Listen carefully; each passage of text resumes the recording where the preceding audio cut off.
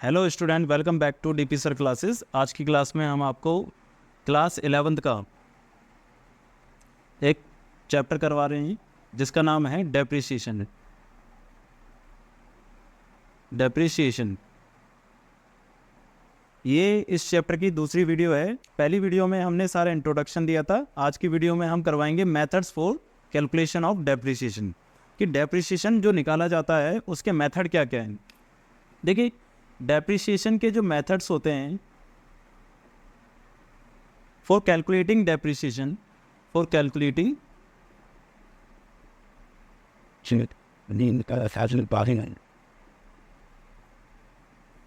Depreciation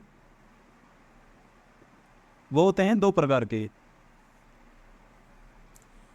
इससे पिछली video में हमने आपको मेथड फॉर रिकॉर्डिंग डेप्रिसिएशन करवाया था, जिसमें हमने बताया था कि दो प्रकार के मेथड होते हैं। पहला होता है विदाउट प्रोविज़न, दूसरा होता है विद प्रोविज़न। आज की क्लास में हम आपको जो बता रहे हैं वो बता रहे हैं मेथड्स फॉर कैलकुलेटिंग डेप्रिसिएशन। इसमें भी दो प्रकार के डेप्रिसिएशन के मेथड होते हैं। पहले को हम कहते हैं स्ट्रेट लाइन मेथड,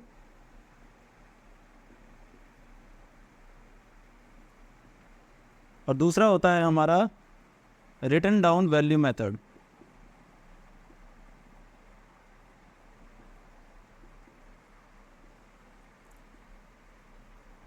अब देखिए, इनके ना अलग अलग प्रकार के और भी नाम है। जैसे कि स्ट्रेट लाइन मेथड को और कहा जाता है फिक्स इंस्टॉलमेंट मेथड,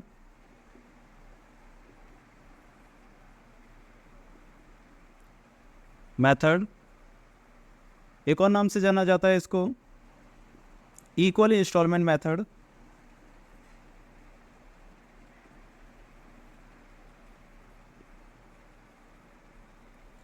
और एक और नाम से जाना जाता है ओरिजिनल कॉस्ट वैल्यू मेथड।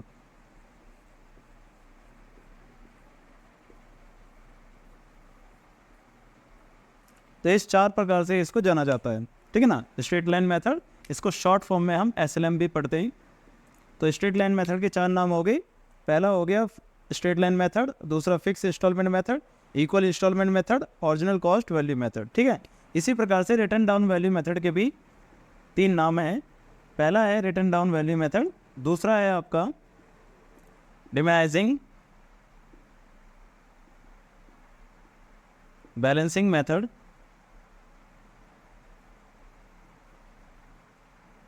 और अगला होता है रिड्यूसिंग बैलेंसिंग मेथड।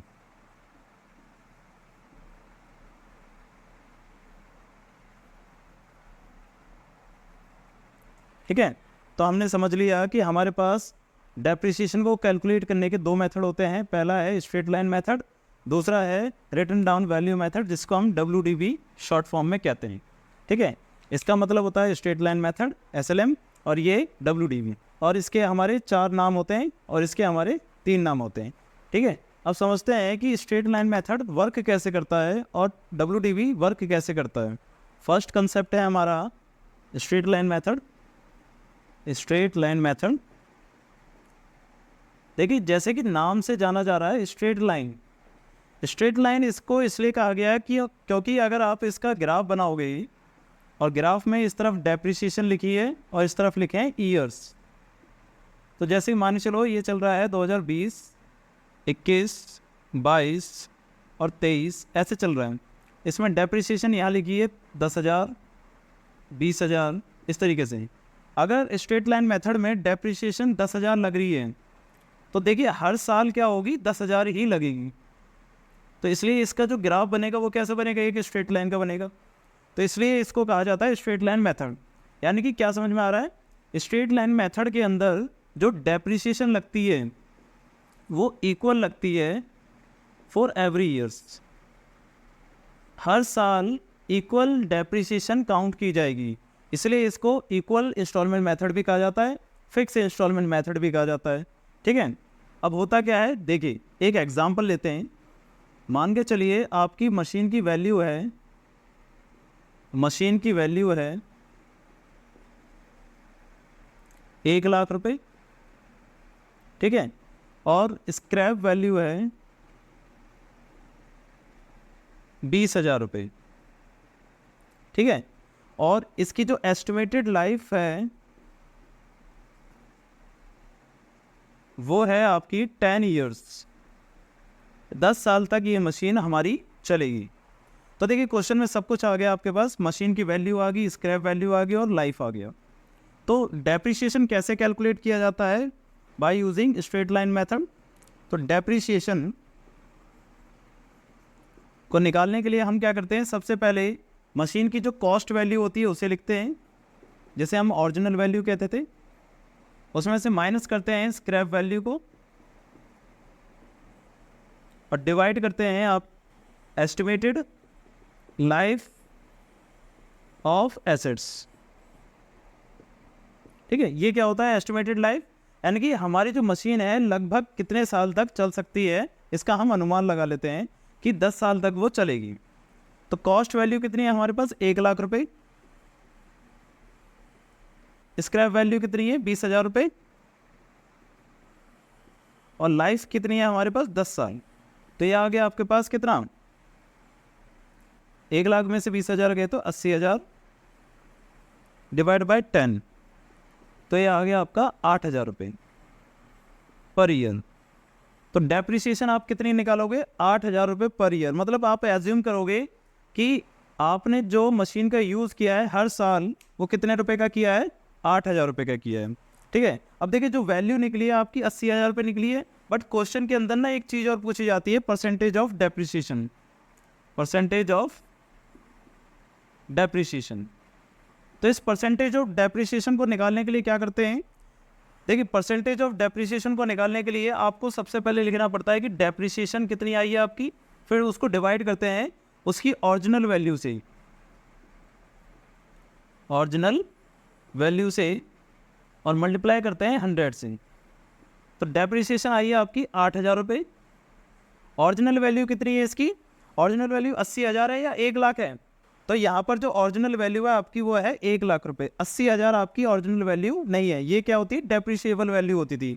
ये 1 लाख रुपए आपकी ओरिजिनल वैल्यू है। तो 1 लाख से डिवाइड करोगे तो यह आ जाएगा आपके पास कितना, 2 जीरो से 2 जीरो कट जाएगा और 3 से 3 कट जाएगा, तो ये आ गया आपका 8%।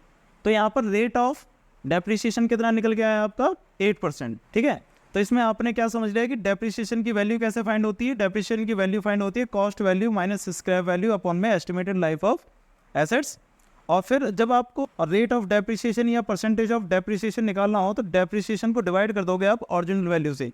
ओरिजिनल वैल्यू क्या होती है, ओरिजिनल वैल्यू वो वैल्यू होती है जो स्क्रैप वैल्यू से पहले वाली वैल्यू होती है, यानी कि जैसे कि 80,000 आया था, 80,000 कब आया था, स्क्रैप वैल्यू माइनस करने के बाद, बट आपको पहले की वैल्यू चाहिए, यानी कि जिस प्राइस पे आपने सामान को खरीदा है।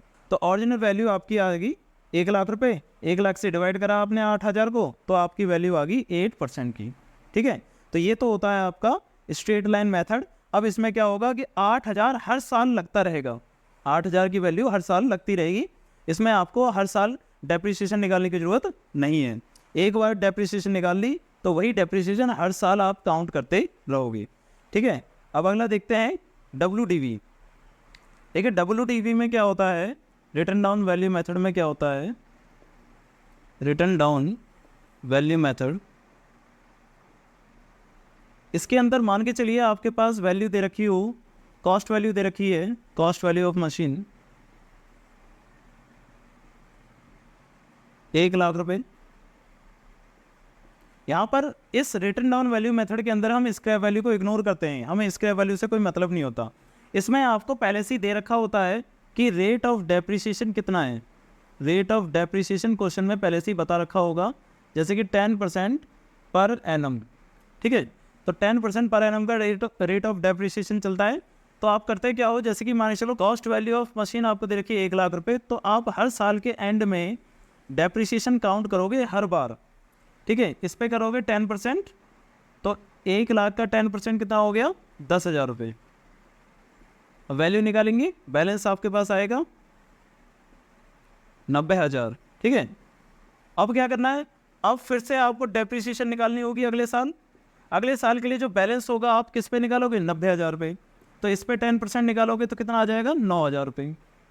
फिर इसमें से कम हो जाएगा 81,000, और फिर अगले साल डेप्रिसिएशन काउंट करोगे आप 10%। अब किस पे करोगे, इस पे करोगे 8,100 रुपये पर। तो ये आ जाएगा 72,900 रुपये। तो इस तरीके से आपका बैलेंस हर बार चेंज हो जाएगा और बैलेंस पर निकालना होता है क्या, डेप्रिसिएशन। इसलिए इसको कहते हैं रिटर्न डाउन वैल्यू मेथड। जो वैल्यू डाउन होके आ रही है उस वैल्यू पर क्या लगेगा, इस पे डेप्रिसिएशन लगेगा, ठीक है ना। इसलिए इसको रिड्यूसिंग बैलेंसिंग मेथड भी कहा जाता है। जब रिड्यूस हो जाती है जो वैल्यू उस बैलेंस पर, यानी कि 90,000 पर, 81,000 पर और 72,900 पर डेप्रिसिएशन काउंट होता जाएगा। बात समझ में आ रही है। तो बहुत ही सिंपल सा कंसेप्ट है ये तो। और पहले वाला भी सिंपल है, पहले वाले में भी ज़्यादा कुछ लॉजिक नहीं है। एक बार जो डेप्रिसिएशन आती है वही हर साल लगती है, और इसमें क्या होता है, हर साल नई नई डेप्रिसिएशन को काउंट किया जाता है, ठीक है। ये सारी चीज़ें आपको तब ज़्यादा समझ में आएंगी जब आप एक क्वेश्चन करोगे, ठीक है। तो चलिए क्वेश्चन करते हैं, और जो क्वेश्चन हम करने वाले हैं वो है DK गोयल का।